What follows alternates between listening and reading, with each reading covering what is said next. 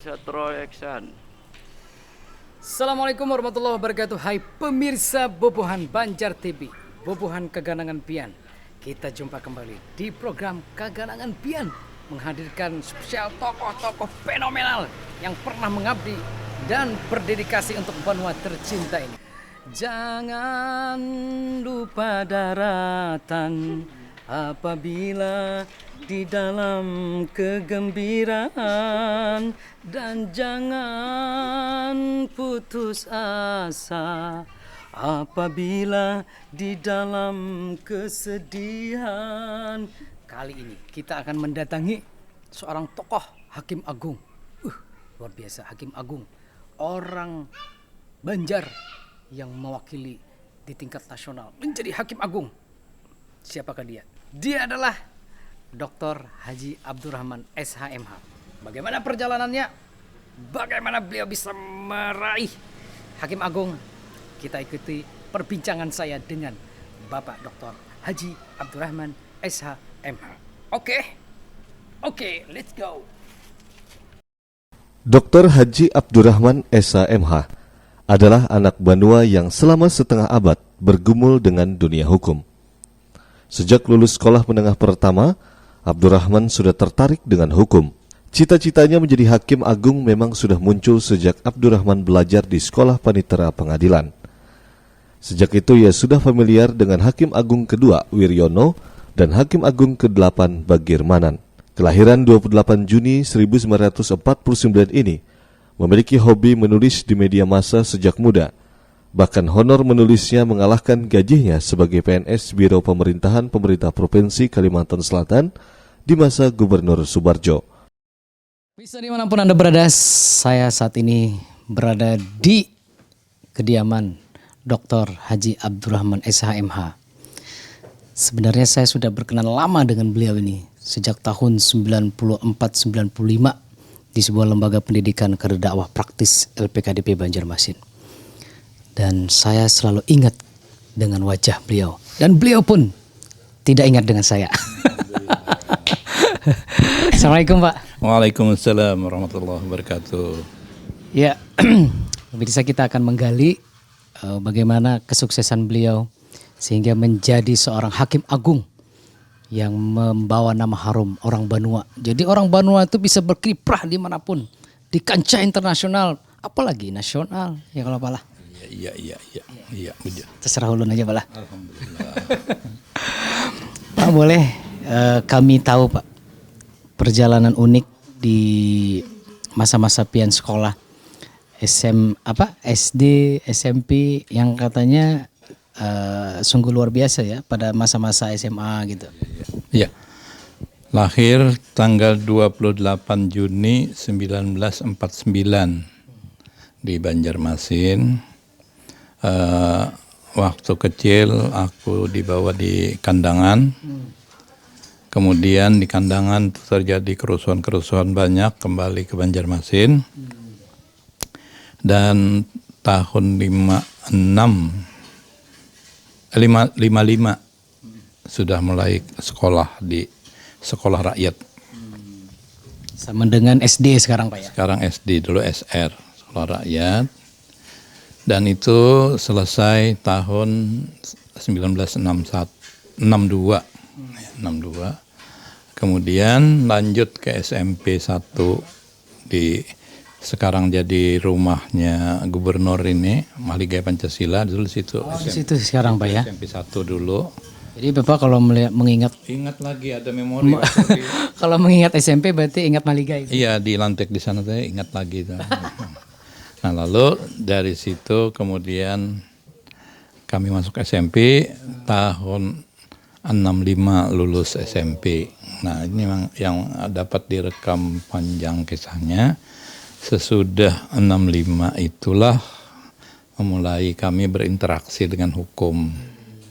Nah, sehingga kalau dihitung ini ada lebih setengah abad lah berinteraksi dengan hukum mulai itu. Setengah abad, 50 tahun malah. Iya, lebih. Jadi ketika masuk sekolah menengah tingkat atas, kami tidak melalui jalur SMA, tapi jalurnya masuk ke sekolah Panitra Pengadilan Negara.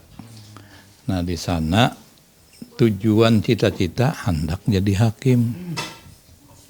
Jadi memang lulus itu memang sudah ada muncul cita-cita apa? Cita-cita jadi masuk ke sana itu, jadi hakim. Jadi tidak salah pemirsa, gantungkanlah cita-citamu setinggi langit.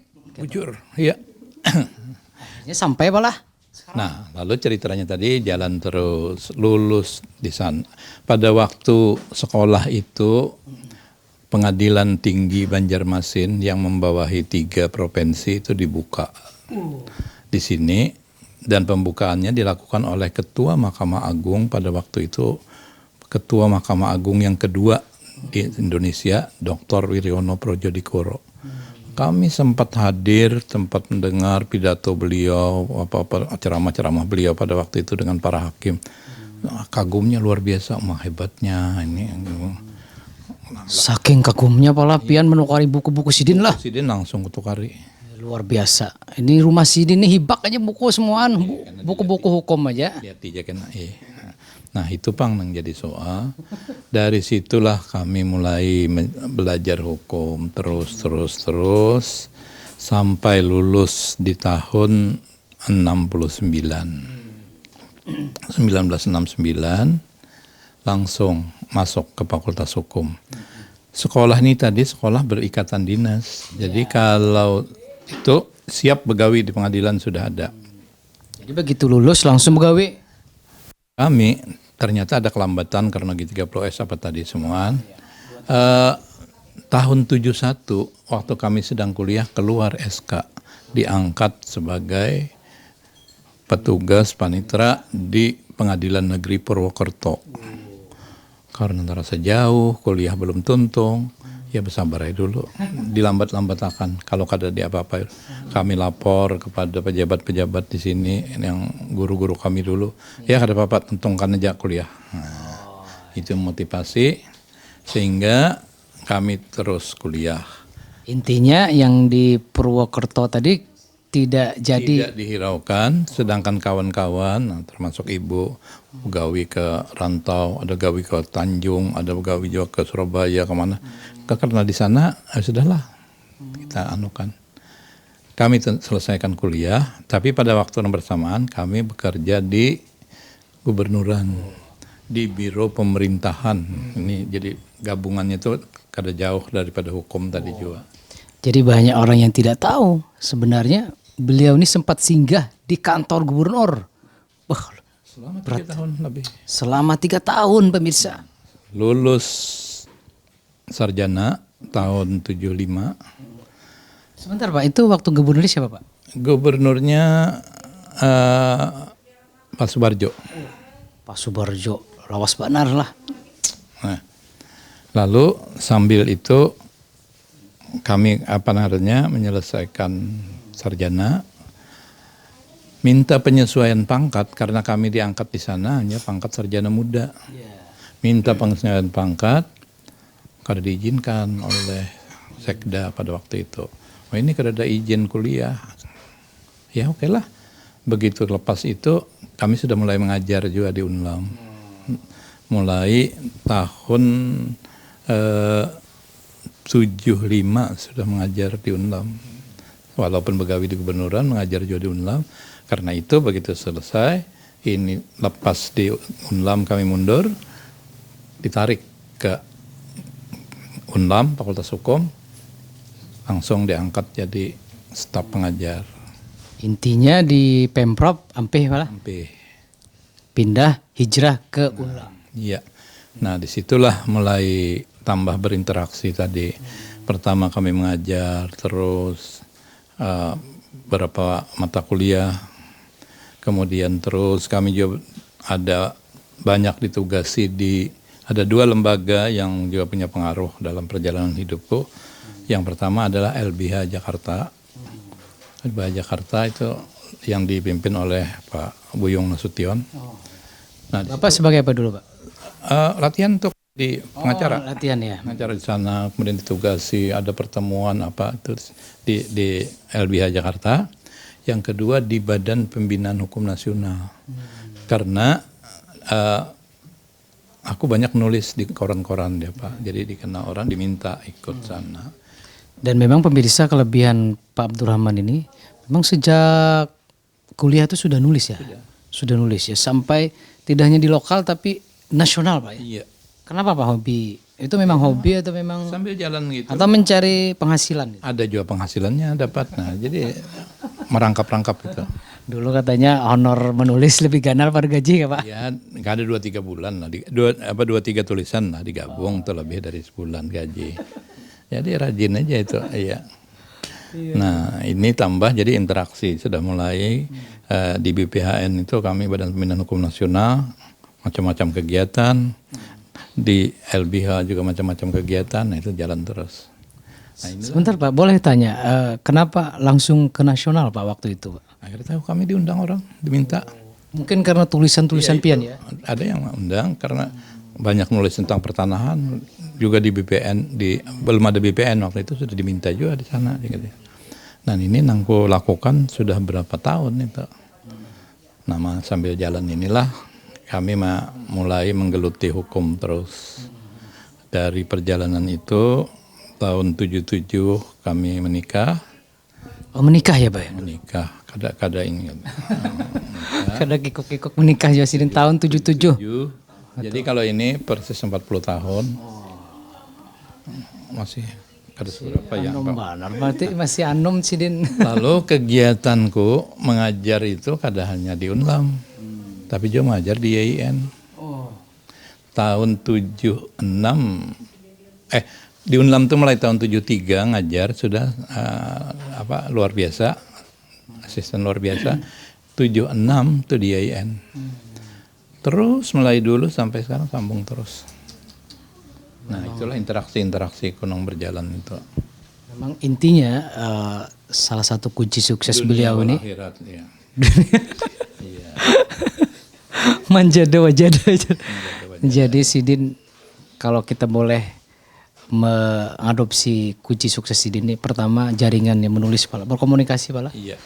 Terus menggeluti hobinya dari SMA gitu, dari Kada pernah panitra. SMA. Maksudnya tadi apa tuh SPP, sekolah panitra pengadilan. Nah itu sudah mencoba menggiring ke cita-cita.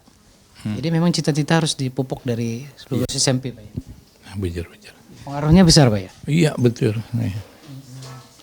Pemirsa, Pak Abdurrahman ini ternyata tidak hanya mahir mengajar ya di beberapa tempat di perguruan tinggi, tetapi juga waktunya habis memang untuk mengabdi di dunia hukum sampai 2011 Pak ya.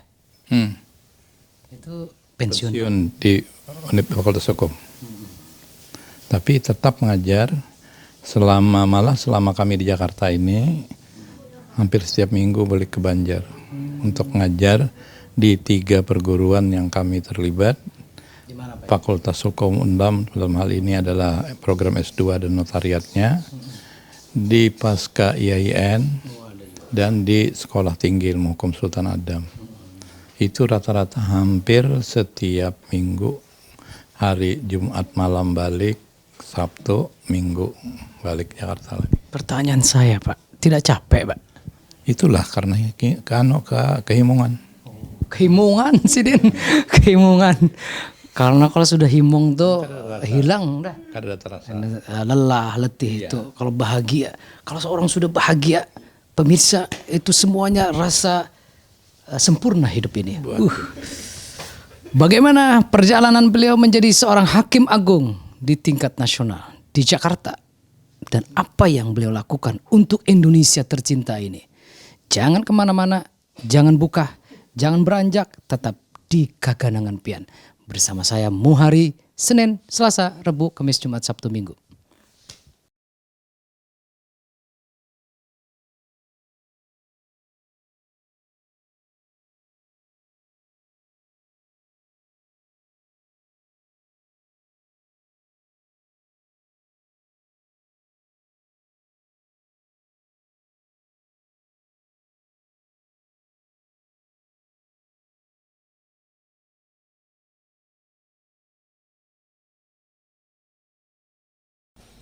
Abdurrahman memiliki relasi dan jaringan pertemanan yang luas, tidak hanya di Kalimantan Selatan, namun di tingkat nasional.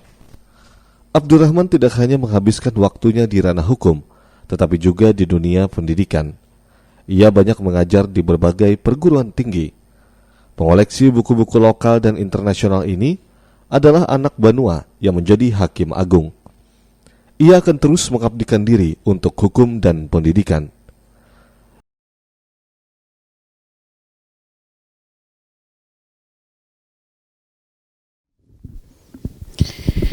Oke pemirsa, saya nampaknya berada di sebuah perpustakaan yang sangat lengkap sekali. Tidak selengkap ini sebenarnya perpustakaan-perpustakaan yang ada, terutama yang bersangkutan dengan hukum.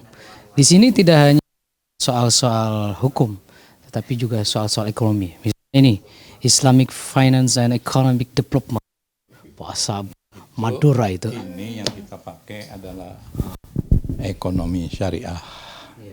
Salah satu kajian yang sementara ini ditangani oleh lingkup pengadilan agama. Nah, aku walaupun bukan dari pengadilan agama, tapi tetap dipercayakan. Dan sempat belajar ini keliling-keliling sampai ke Mesir. Nah, kan sempat juga belajar ke Mesir. Saking ke internasional pian bala. Ke Sudan, ke Qatar, itu gak sih? Hanya karena berkah ekonomi syariah ini. Pak, buku-buku pian ini tidak hanya nasional Pak ya, tapi banyak berbahasa internasional. Ada yang ada bahasa Arab, ada bahasa Inggris ya. Jadi banyak pemirsa, beliau ini punya buku. Dan setiap beliau tulak itu pergi bahasa Indonesianya. Bahasa Maduranya apa itu ya? Mangkat de Jakarta. Jadi setiap berangkat pasti ada oleh-olehnya. Kalau orang oleh-olehnya itu makanan, tapi beliau pasti buku. Kenapa Pak? Iya, itulah karena bisa menyalurkan hobi dan yang punya kepentingan bisa kait dengan kami. Aduh, luar biasa. Ini menjadi inspirasi. Kalau kita mau cerdas, menguasai dunia, maka belilah buku. Tapi jangan hanya buku aja Pak. Ekonomi syariah semua. Ekonomi semua Pak ya. Padahal Bapak ini orang ahli hukum ya. Kenapa ke ekonomi Pak? Kenapa kada boleh hukum ekonomi syariah? Oh itulah Karena ini ya. ada hukum ekonomi syariah. Itu balutannya. Jadi ekonomi. Dan itu baru muncul setelah tahun-tahun 70-an ini, 80-an. Padahal itu sudah lawas ada.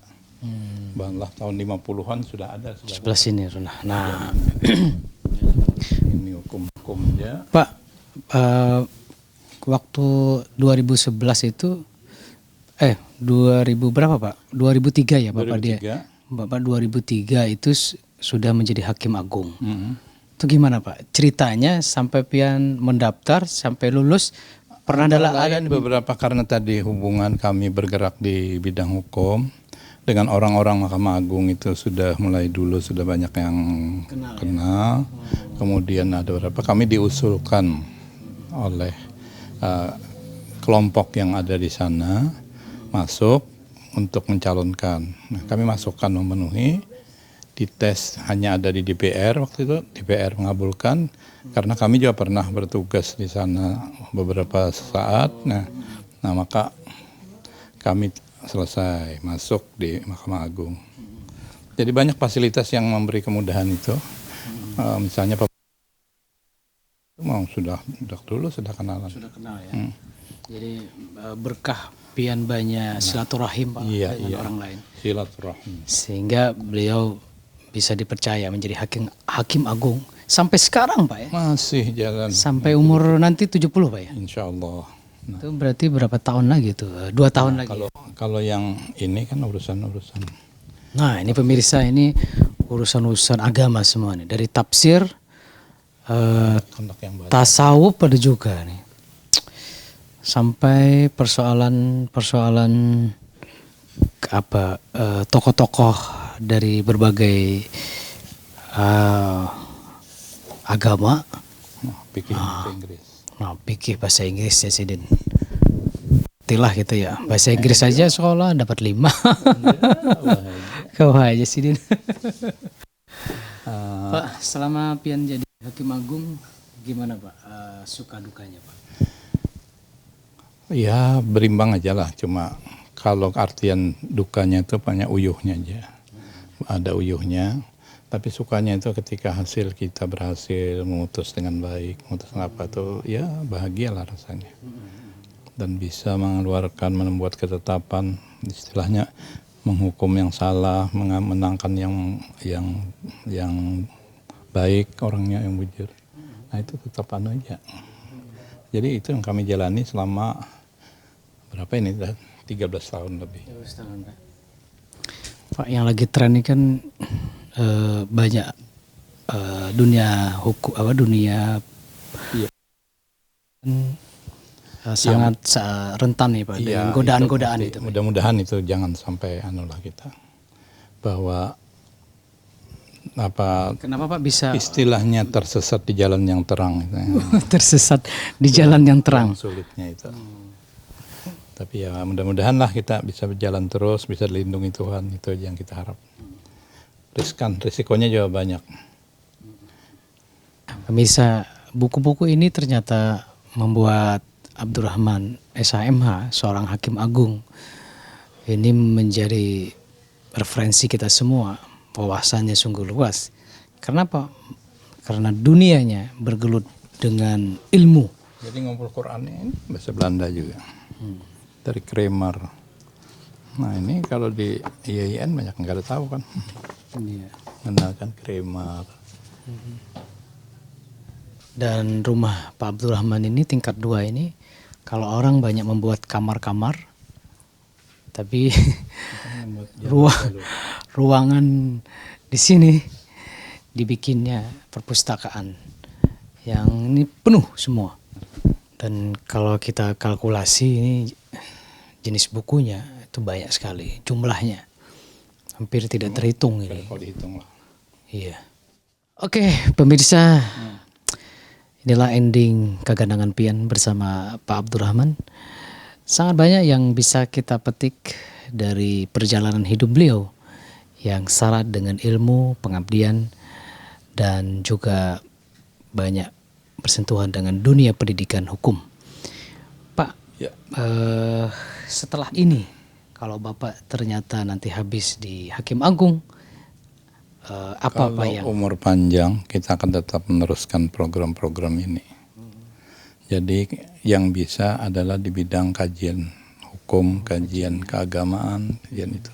Yang kami geluti mulai ya tadi paling tidak setengah abad lebih itulah. setengah abad bersama hukum, gitu, Pak. Iya. Interaksi dalam hukum. Dan beliau juga tetap bersemangat untuk menjadi atau berkecimpung di dunia pendidikan hukum, misalnya tadi di perguruan tinggi nasional Pak ya, seperti di mana Pak? Masih ada bimbing di Gajah Mada, di UII Jogja, Airlangga, malah ada di Hasanuddin juga pernah. Di Untak gitu ya. Di Untak itu yang paling banyak di Surabaya. Surabaya ya. Apalagi Banyak yang kita diminta jadi pembimbing, jadi kopromotor. luar biasa kiprah beliau, tidak hanya di lokal tapi juga nasional. Mudah-mudahan bisa menembus dunia internasional pikiran-pikiran cerdas beliau. Apa Pak yang ingin Bapak sampaikan dari perjalanan hidup Pian ini untuk bubuhan Banjar Tipi? Nah, mudah-mudahan semuaan Banjar Tipi Kawa mengangkat masyarakat Banjar ini untuk menjadi lebih cerdas dan lebih meningkat kemampuannya. Itu aja mungkin yang bisa. Oke pemirsa, dimanapun Anda berada, itulah sosok sederhana Bapak Dr. Haji Abdurrahman SHMH, Hakim Agung kita. Dan semoga Pakaian daya. oh iya lupa, beliau masuk di struktur Dewan Adat Dayak. Semoga beliau menjadi inspirasi bagi kita semua untuk terus mengabdi untuk Banua, untuk Indonesia yang kita cintai, dan maju terus Kalimantan Selatan dan Indonesia. Saya Muaris, sampai jumpa di malam minggu yang akan datang. Tetaplah bersama Kaganangan Pian. Wassalamualaikum warahmatullahi wabarakatuh. Waalaikumsalam. Demikian sosok Dr. Abdurrahman Esa MH yang menghabiskan setengah abad waktunya berinteraksi dengan hukum. Semoga episode kali ini menjadi tontonan asyik dan inspiratif bagi bebuhan pian berataan. Saksikan Keganangan Pian hanya di Banjar TV.